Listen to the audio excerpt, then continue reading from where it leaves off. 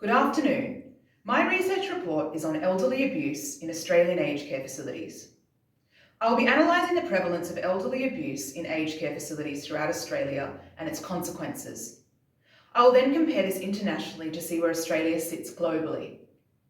Today I will be explaining to you exactly what elderly abuse is.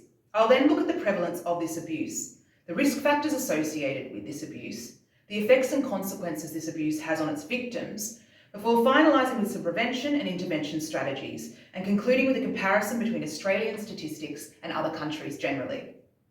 I will start by defining the key concepts.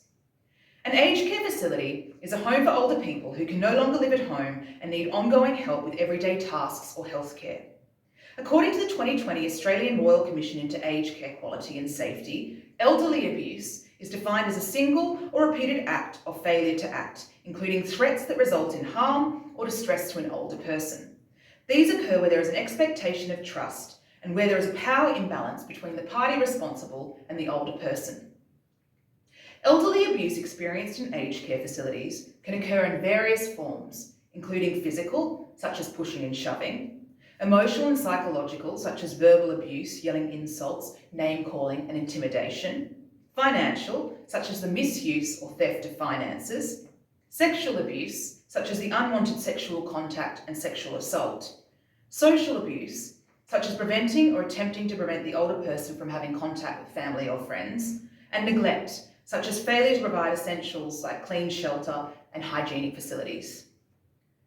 According to the Australian Bureau of Statistics, 16% of Australians are classified as elderly, with 4.2 million Australians aged 65 years and over.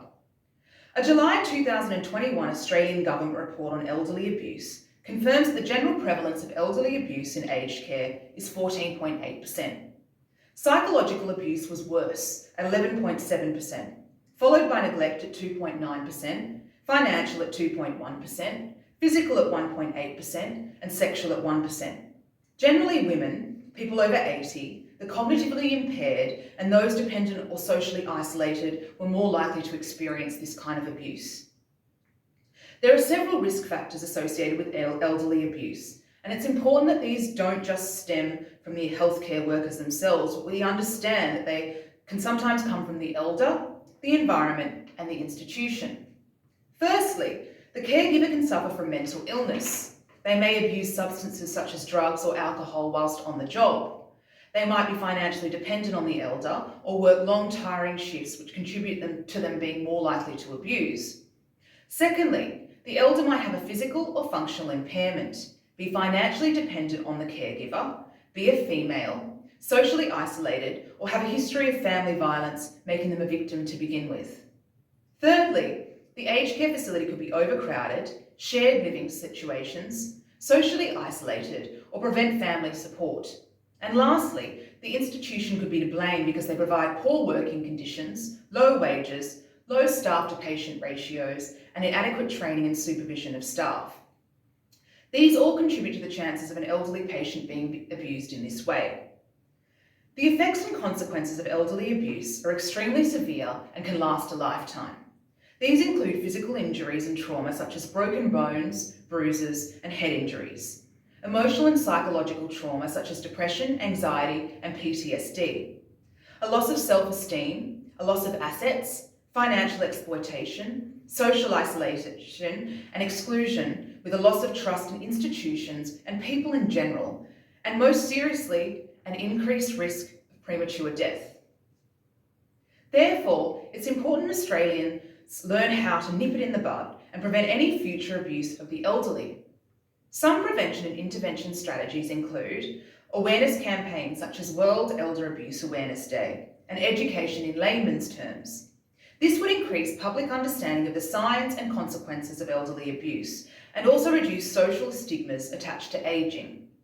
Regular wellness and health checkups for aged care facilities could also detect and prevent abuse in potential victims.